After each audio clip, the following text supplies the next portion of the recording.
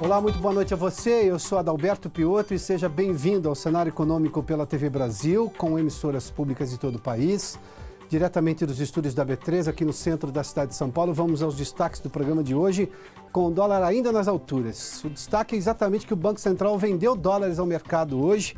Foi pouco mais de 1 bilhão 250 milhões de dólares, ou seja, dólares à vista para conter a cotação, mas para se ter uma ideia, a previsão até quarta-feira é de pouco mais, de quase 4 bilhões de dólares. Mesmo assim, oscilou um pouquinho para baixo, chegou a R$ 4,07. Fato é que o dia fechou numa leve alta, próximo da estabilidade, mas com viés de alto dólar hoje. O Ibovespa em alta, o que chama atenção, porque o dólar é um ativo de insegurança, investir nas ações da Bolsa é uma confiança no país. O Ibovespa fechou em alta hoje na contramão dessa turbulência. E o Boletim Focus prevê um PIB ainda menor, foi divulgado hoje nas previsões econômicas dos economistas ouvidos pelo Banco Central. Tudo isso no cenário econômico que já está no ar.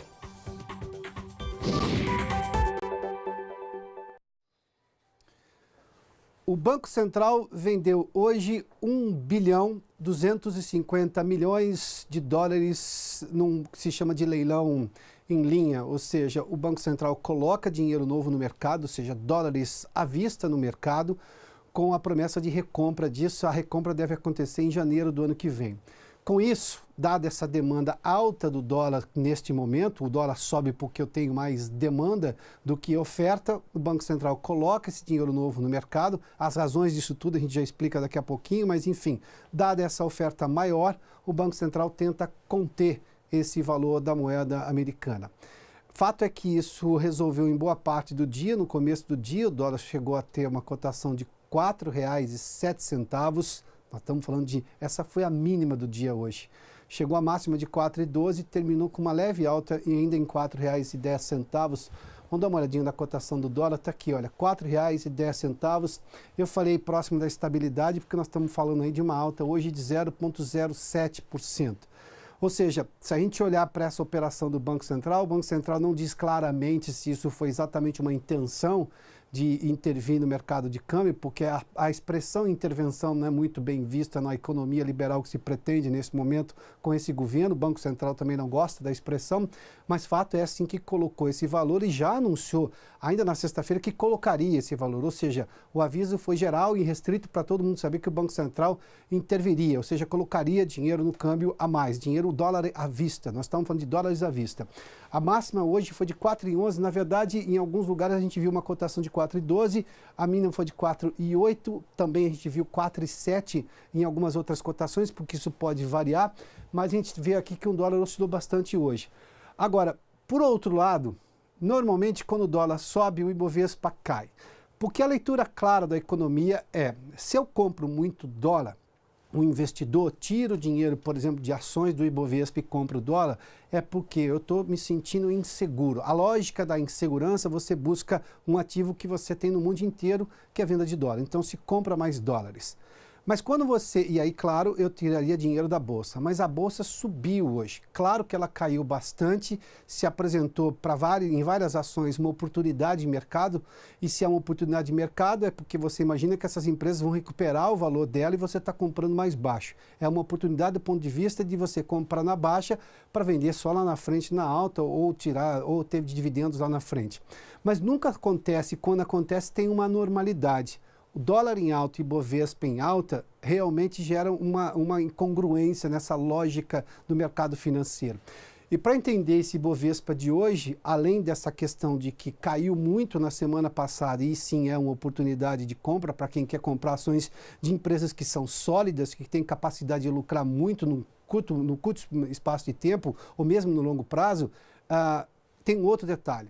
Nós estamos tendo um momento ainda forte de especulação em relação ao dólar.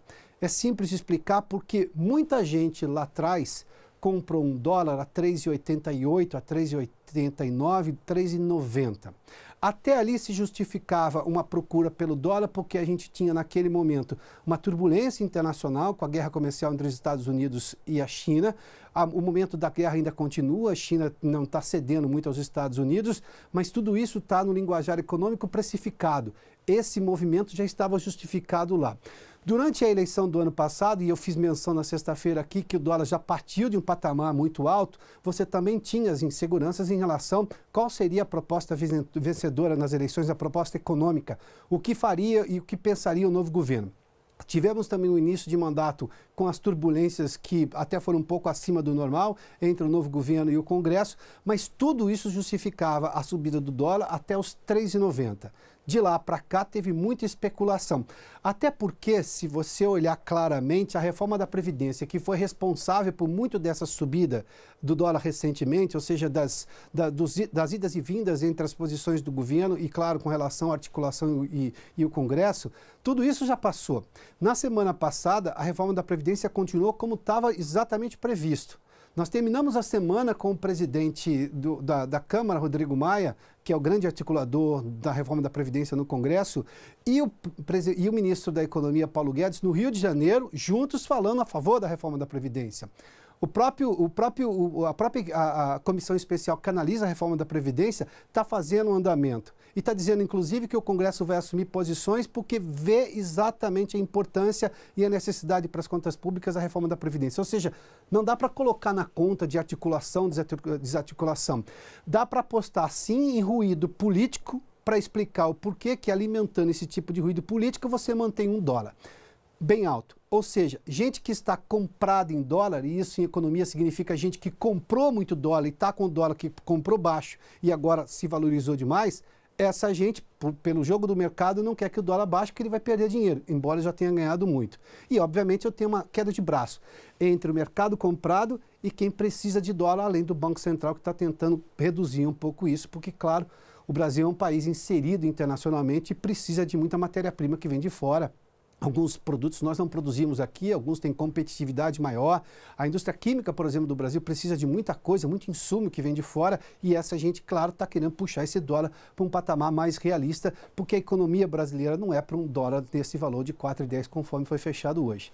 Mas isso eu tento explicar o porquê desse movimento de bolsa em alta e dólar em alta no mesmo dia, levando-se em conta este momento específico. Ou seja, alimentar o ruído político, seja ele verdadeiro ou não, e boa parte não é verdadeiro, boa parte, na verdade, está sendo só apenas repisado, isso faz com que o dólar suba, porque, claro, é o de interesse do mercado comprado, porque um dólar comprado a R$ 3,90 mantido a R$ 4,10, obviamente que isso gera ganhos para muitos especuladores. Bom, vamos seguir aqui porque a gente viu aqui as ações, à exceção da Vale, que tem um caso específico da situação dela, com a ameaça de mais uma barreira se romper, e claro, isso traz uma preocupação em relação à contabilidade da empresa, o que isso vai custar mais para a Vale. Todas as outras ações subiram, inclusive Petrobras e Banco do Brasil. A Petrobras eu consigo até explicar pelo seguinte aspecto: se o dólar está subindo e o preço do petróleo também está alto no mercado internacional, ela vai repassar isso para o preço, ela vai ter um resultado melhor. Mas ainda assim ela caiu bastante e agora está subindo. Normalmente as estatais têm problemas ruins, têm comportamentos ruins aqui na Bolsa quando eu tenho uma confusão no governo. Se elas estão subindo, sugere-se que, por exemplo, por esse aspecto, a situação não está tão ruim. Bradesco também subiu, Itaú subiu, eles acompanham muito as estatais, porque, claro, são empresas que atuam diretamente na economia brasileira e sofrem justamente com essa situação. Agora vamos falar de um outro aspecto da economia. O Boletim Focus sempre é divulgado, do Banco Central, divulgado às segundas-feiras, e a gente está tendo aqui no campo das expectativas, a gente fala de expectativas econômicas, que a projeção de PIB, por esses economistas ouvidos pelo Banco Central, tem caído. Isso não é novidade, o próprio governo já está assumindo que, diante de todo esse tempo maior para a aprovação da reforma da Previdência, a gente vê o PIB cair. Ao mês a previsão já era de 1,71. Caiu para 1,45 na semana passada, aqui uma queda muito forte também, de 1,24% o crescimento da economia este ano.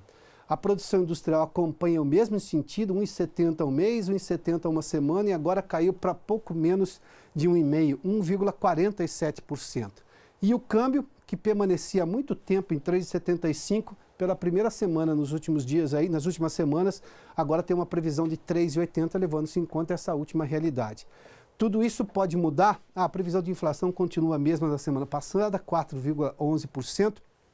Tudo isso pode mudar se eu tiver, por exemplo, sinalizações claras e clara diminuição do ruído que se tem hoje em relação à articulação, ou seja, a relação do governo com o Congresso, e um andamento mais rápido de uma reforma da Previdência que tenha para usar uma expressão do ministro da Economia, a potência fiscal. Seja ela com a proposta do governo, seja ela com esse substitutivo que se possa imaginar, ou seja, uma proposta que venha do Congresso, que pode alterar, mas evidentemente que tem que manter pelo menos a lógica de se fazer uma grande economia no longo prazo e cortar privilégios, porque esse é exatamente o seio do projeto do governo. Vamos seguir aqui nas expectativas econômicas. Daqui a pouco eu falo, esse aqui inclusive é um tweet de Samuel Moreira, que é o deputado relator na comissão especial. Na semana passada, na sexta-feira, ele disse assim, não é hora de buscar protagonismo, é hora de ter unidade em torno da reforma da Previdência. Substitutivo é uma questão de técnica legislativa. Na reforma do Temer, meu amigo e competente deputado relator Arthur Maia apresentou um substitutivo, ou seja, isso em outros governos nunca foi um grande problema. Por que se tem um ruído tão grande neste momento? A lógica da especulação pode explicar muita coisa. Bom, vamos falar sobre esse assunto da reforma, porque a Mariana está conosco, a Mariana Jungmann em Brasília, e tem acompanhado justamente o andamento da reforma, porque o governo está justamente tentando reduzir esses ruídos e explicar que a lógica do andamento da reforma tem sim seus prazos, mas está avançando. Mariana, boa noite, seja bem-vinda aqui ao Cenário Econômico. Oi, boa noite, Piotr. Pois é, a reforma da Previdência, inclusive, é um dos principais assuntos da agenda econômica que nós vamos ter essa semana aqui na Câmara, viu? Os outros dois são reforma tributária e orçamento. Mas vamos começar, então, pela reforma da Previdência. O relator Samuel Moreira, que você citou agora há pouco, esteve hoje também em reunião no Ministério da Economia com o ministro Paulo Guedes e outros membros da equipe econômica. Saiu de lá defendendo justamente essa ideia. Ele disse que não existe outro texto de reforma da Previdência, o que existe é o texto do governo, que vai receber um parecer dele com sugestões de mudanças. Ele não adiantou o que vão ser essas sugestões de mudanças, disse que esse texto, inclusive, ainda está em construção, ele ainda está recebendo as propostas de emenda dos outros deputados, mas disse que já está muito claro para ele a necessidade de não se afastar daquela economia de R$1 trilhão prevista pelo próprio governo, porque nós já estamos no 6º ano consecutivo de déficit primário, o governo já está com dificuldades, inclusive, para arcar com os benefícios previdenciários já esse ano, então ele sabe da importância de se manter aí próximo dessa economia de R$1 trilhão. O secretário de Previdência Social, Rogério Marinho, também depois dessa reunião, disse que o governo vai apoiar esse relatório, desde que ele se mantenha ali também dentro das premissas da reforma do governo, que incluem, por exemplo, idade mínima, a ideia de uma aposentadoria igualitária para funcionários públicos e seletistas, enfim, aquelas premissas ali do governo de que também quem ganha menos contribua menos, quem ganha mais contribua mais. Se esse texto se mantiver dentro dessas premissas, mesmo com alterações, o governo vai apoiar o relatório do deputado Samuel Moreira. Bom, aí a gente falando de Previdência nos leva ao segundo tema, orçamento. Na quarta-feira vai acontecer aqui na Comissão Mista de Orçamento uma discussão, um debate, justamente para encontrar fontes orçamentárias para o pedido aí de socorro, né, aquele pedido de crédito suplementar que o governo apresentou para o Congresso de R$250 bilhões, dos quais 200 bilhões são justamente aí para ajudar a arcar com os benefícios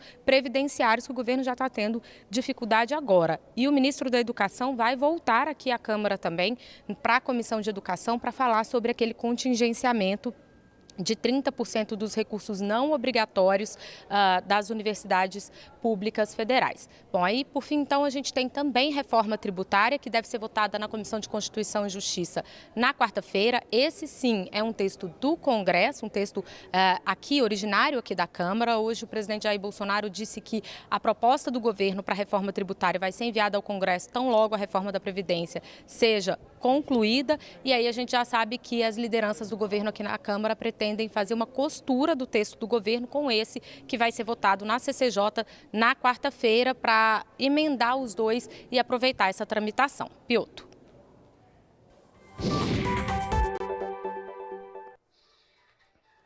Muito obrigado, Mariana. No Rio de Janeiro, o presidente Jair Bolsonaro participou de um evento na Firjan e o assunto, obviamente, foi novamente a reforma da Previdência também. Os benefícios que a reforma traria do ponto de vista de acrescentar valor à economia brasileira, permitir novos investimentos, ou do risco que, se por acaso a reforma não avançar, para as contas do governo. O Marcelo Castilho está conosco no Rio e tem detalhes. Marcelo, boa noite. Oi, Piotr, boa noite para você, boa noite a todos. Pois é, durante a cerimônia de entrega da Medalha do Mérito Industrial do Estado do Rio de Janeiro ao presidente da República, Jair Bolsonaro, a Firjan, Federação das Indústrias do Estado do Rio, divulgou uma projeção em que prevê que 1 trilhão e 400 bilhões de reais em investimentos poderão acontecer na próxima década, caso a reforma da Previdência seja aprovada no Congresso Nacional.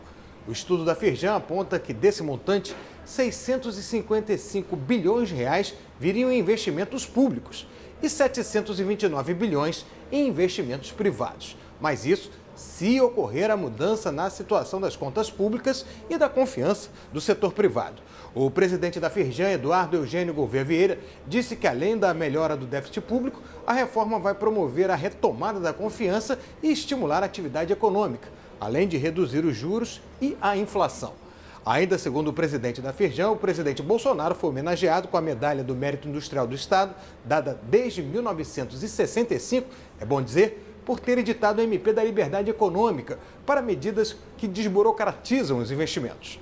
Segundo Eduardo Eugênio Gouveia Vieira, o Brasil, nos próximos 2 ou 3 meses, define seu destino das próximas 2 ou 3 décadas. O presidente da federação fez ainda uma previsão de como essa verba de 1 trilhão e 400 bilhões poderia ser destinada.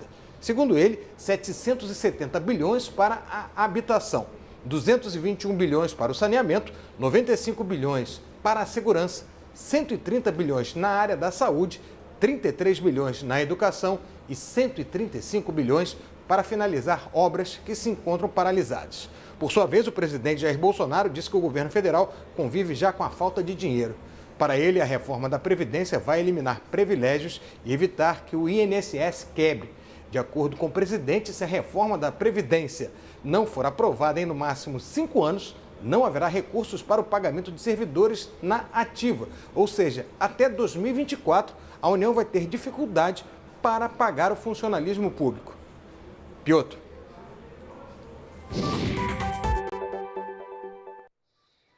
Muito obrigado, Marcelo. Bom, nós estamos com o cenário econômico sendo transmitido ao vivo também pela página da TV Brasil no Facebook. Você pode assistir agora e rever também pelo Facebook. Aliás, o Eduardo Almeida nos escreve e diz que a mãe dele, a senhora Eunice Almeida, de 86 anos, assiste sempre ao cenário econômico e gosta muito do programa. Muito obrigado, dona Eunice, pela gentileza. Lisonjeado. Bom, vamos ao intervalo. Daqui a pouco a gente fala sobre a indústria de cosméticos que tem crescido no país. O Brasil é um dos 5 maiores países de mercado de cosméticos. Tudo isso daqui a pouco no cenário econômico. Já de volta com o cenário econômico e para falar de um setor que cresceu bastante, que sofreu um pouco na época da recessão, isso não é novidade para quase nenhum setor, mas que tem projeção de crescimento ainda maior, o setor de cosméticos. O Brasil está entre os 5 maiores consumidores no mundo, ou seja, de mercados de cosméticos no mundo. O João Hansen é vice-presidente da Associação Brasileira de Cosmetologia, está conosco. João, seja bem-vindo aqui ao cenário econômico. Muito obrigado, Alberto. Eu falei que estamos entre os 5, mas não somos necessariamente o 5º. Nós somos o quarto maior mercado e éramos para ser o 3º maior mercado, se não fosse essa recessão que tivemos aí em 15 e 16. Mas é um setor que sempre vai buscar, é muito dinâmico. Então, logo, acertando essa taxa de dólar, tendo mais condições aí políticas e econômicas, o Brasil certamente vai para o 3º lugar. Deixa eu lhe fazer uma pergunta objetiva. O senhor que é do que a gente chama da economia real, a economia que produz, que gera impostos, que gera empregos, que vão gerar mais impostos e mais consumo, e o que faz a economia gerar? Quando o senhor vê todo esse ruído político, alguns eu acho que até exagerados, na cobertura, inclusive, não só da forma, o quanto que isso pune o cidadão que está ali, que precisa que a reforma avance para ter mais investimento, para ele ter mais emprego, para ele poder gastar mais? O setor cosmético é o que mais emprega hoje, principalmente para essa população que está sofrendo com esse aspecto político, esse aspecto da recessão econômica. A venda direta, por exemplo, hoje, se somar as maiores indústrias, ela dá oportunidade de negócio para mais de 4 milhões de pessoas que ajudam no seu orçamento doméstico.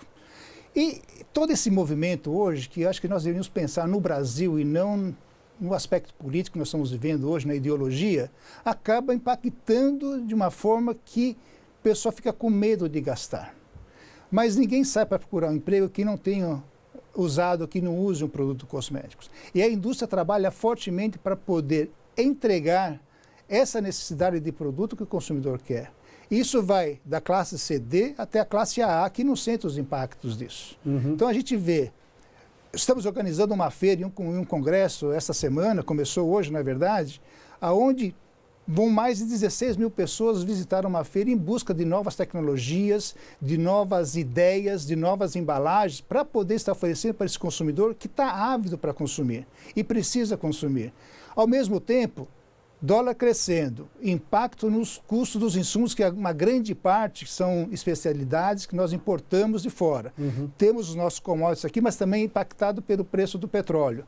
Toda essa cadeia de valor acaba, de uma forma, indo para o custo do produto. O que a indústria vai fazer?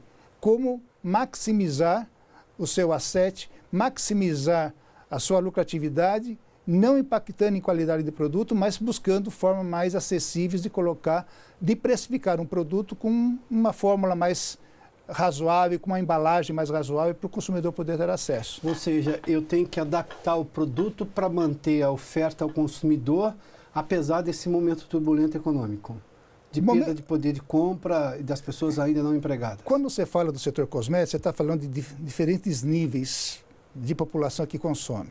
A classe A, o pessoal não sente esse impacto. Estive recentemente numa feira de cosmético em Paris, semana retrasada, mesmo tipo de feira em Nova York, onde o setor cosmético é um setor extremamente pujante.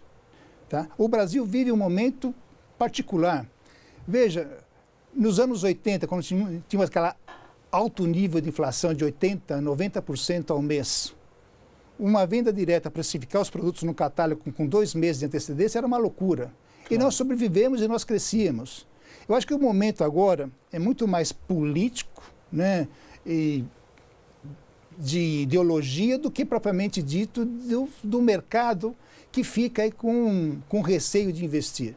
O setor cosmético, se você for ver na feira, investe pesado, estandes maravilhosos sendo apresentados, novos insumos, novas tecnologias sendo apresentadas, disponíveis para as empresas pesquisarem e desenvolverem os seus produtos, mas claro que todo mundo, a gente fala, está com um escorpião no bolso, né, com medo de gastar, porque a gente não sabe para onde vai. Quer ver uma ideia? O nível de incerteza está elevado. Está elevado. Veja. Elevado por esse momento particular. Pelo momento particular. O que eu chamo de ruído. De ruído, esse ruído. Nós temos que acabar com isso. Vamos pensar no Brasil. Vamos deixar trabalhar. Né? E depois as coisas vão se ajustando. Nós estamos hoje numa faixa etária, acima de 60 anos de idade, em 2017, com 26 milhões de brasileiros com 60 anos. Em 2017, vamos ser quase 40 milhões. Né? Eu entrei nessa faixa em 17. Vou chegar nos 70 em 27. E aí, como é que a gente vai fazer? Uma pessoa dessa minha idade para trabalhar está com pleno potencial. Se fala muito, falou agora há pouco, né, no bloco anterior, de reforma de previdência. Claro. Precisa ser feita de alguma forma. Tendências, ideologias políticas que vão para um lado ou vão para o outro acabam deturpando todo esse processo. Mas no final do dia, uma reforma vai ter que ser feita. Isso vai impactar depois o setor? Claro, vai impactar todo o Brasil. Mas voltando especificamente, né, e que eu quero falar sobre o nosso setor cosmético, é um setor extremamente pujante. E essas marolas que nós temos, essas ondas, né, elas chegam a impactar, mas é um setor que tem um dinamismo muito forte e que tem uma capacidade de reação muito forte. E qual é a previsão? Claro, tudo se imagina que em algum momento se consiga achar um meio termo nessas discussões todas que tem. Algumas estão sendo extremamente aviltadas, é muito menor do que aquilo. Na verdade, está se reproduzindo problemas anteriores para se aumentar a volatilidade. Mas, rapidamente, eu tenho um último minuto. Quanto que o setor pode crescer numa condição de próximo da estabilidade econômica brasileira? Antes de 2015, nós crescemos o double digit ano sobre ano. Ou seja, 2 dígitos. 2 dígitos ano sobre ano. Então, qualquer coisa acima de 5% é coisa muito factível para o setor. Nós crescemos em 2018, coisa de 2%, mas caímos de 2016, 6,3%, caímos 9% em 2015, mas vinham subindo na faixa de 2 dígitos. E subir 2 dígitos para o setor é uma expectativa que não é irrealista, não. É só nós estabilizarmos e sairmos com esse ruído que estamos vivendo nesse momento. Seu João Hansen, obrigado pela gentileza, sucesso e boa sorte. Precisamos, né? Precisamos. Né? Muito obrigado, Sucesso Adalberto. com a feira. Muito obrigado pela gentileza. Bom, nós estamos sendo transmitidos também pelo canal da TV Brasil no Facebook. Você pode acompanhar o programa e pode acompanhá-lo novamente, pode rever o programa no canal da TV Brasil no Facebook. O Cenário Econômico termina aqui. Obrigado pela sua companhia, pela audiência. Boa noite a você. Amanhã, terça, às 6 da tarde, a gente está de volta. Até lá.